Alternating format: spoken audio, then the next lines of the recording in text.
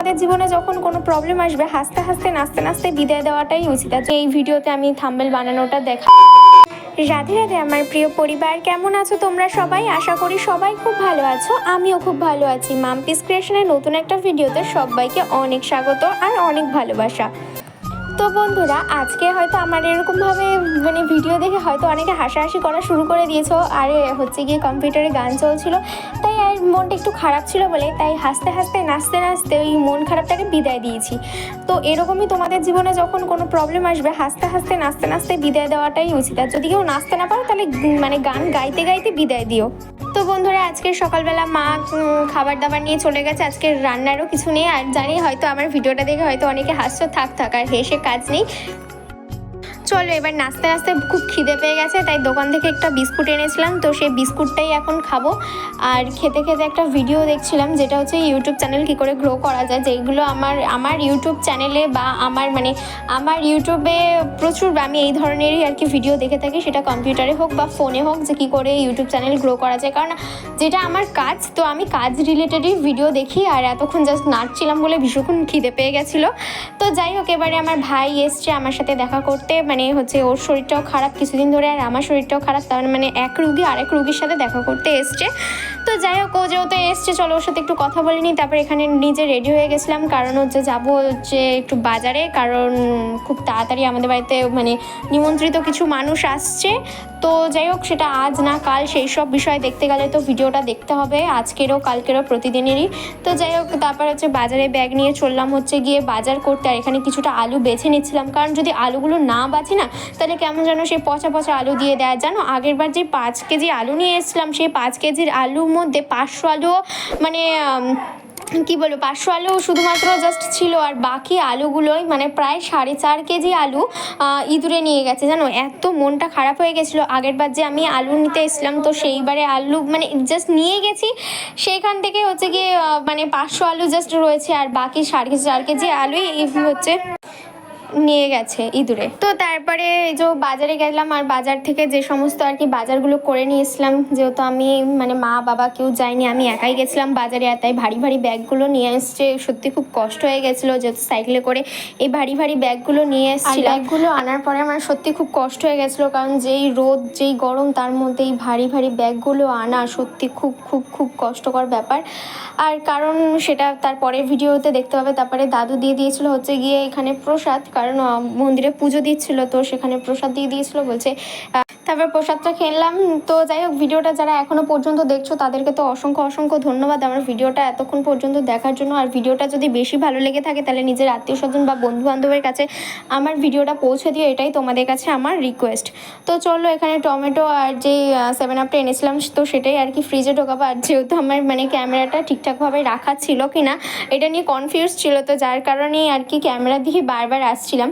আর এখানে টমেটো আর তারপরে Thums up, তারপরে আর যাগুলো এনেছিলাম আর কি ফ্রিজে রাখার মতো, তো সেগুলো ফ্রিজে রাখবো। তো চলো এবারে বিকেলবেলা যেতে হবে আরও কিছু বাজার আনতে, তো সেই বাজারগুলো আনা যাক।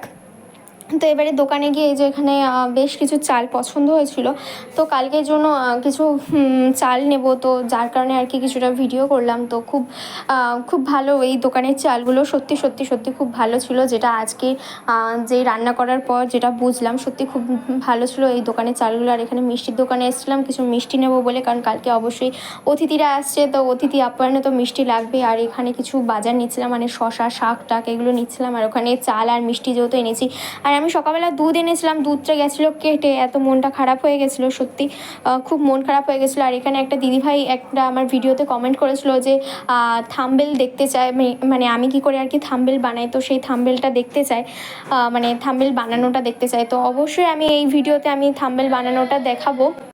এটা হচ্ছে পিক্সেল ল্যাব অ্যাপ, তো এখানে হচ্ছে এই অ্যাপটার আর কি হোম পেজ। তো ওখান থেকে আমি হচ্ছে গিয়ে ইউটিউব যে থাম্বনেলের জন্য যেই আর কি সাইজটা দরকার, তো সেই সাইজের পেজটা আমি নিয়ে নিলাম। তো যাই হোক, আমি যেরকমভাবে আর কি ইউটিউবে থাম্বনেল বানাই, তো সেরকমটাই আর কি শেয়ার করছি। হয়তো আমার থেকে অনেকে আরও ভালো বানায়, তো আমি সেটা জানি না। তো আমি যেরকমভাবে আর কি ইউটিউবে থাম্বনেল বানাই, তো সেটাই তোমাদের সাথে শেয়ার করছি। তো তোমরা ভিডিওটা দেখতে থাকো, আশা করি তোমাদের খুব উপকারী হবে। তো তো বন্ধুরা, ভিডিওটা যদি খুব ভালো লেগে থাকে তাহলে অবশ্যই চ্যানেলটা কিন্তু সাবস্ক্রাইব করে দিও। দেখো তোমাদের রিকোয়েস্টের ভিডিও বানাচ্ছি। আর একটা দিদিভাইয়ের রিকোয়েস্ট ছিল যে কি করে ভিডিও ডাউনলোড করতে হয়। অবশ্যই ভিডিওটা ডাউনলোড করতে হয় কী করে, এটা এর পরের ভিডিওতে দেখাবো। কিন্তু এই ভিডিওতে হচ্ছে থাম্বনেল এডিট করাটা আমি দেখালাম।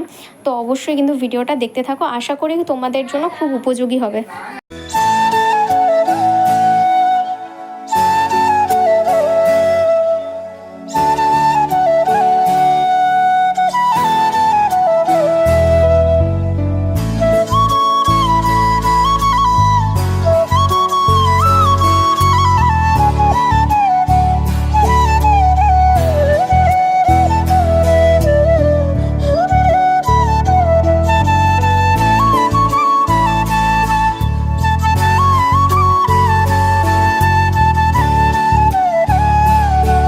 তো তারপরে এখানে যে শেয়ার অপশান থেকে সেভ টু গ্যালারি, তো এখানে গ্যালারিতে ওটা সেভ হয়ে গেছে। তারপর এখানে ইনশর্ট থেকে আর কি লেখাগুলো দিতে হয়। তো আমি এখানে ইনশর্টে যাবো। ইনশর্ট থেকে যে টেক্সট অপশানটা রয়েছে, তো সেখানে টেক্সট অপশানটা থেকে লেখাগুলো লিখতে হবে।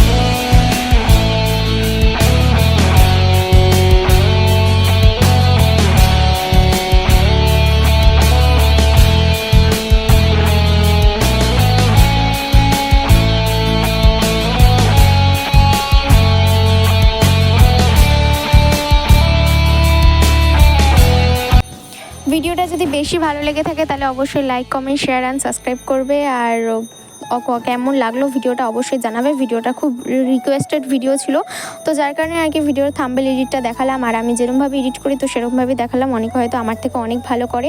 তো যাই হোক, আমি এরকমভাবে ভিডিওটা এডিট করলাম, তো এটাই তোমাদের সাথে শেয়ার করছি। তো চলো টাটা, দেখা হচ্ছে পরের ভিডিওতে।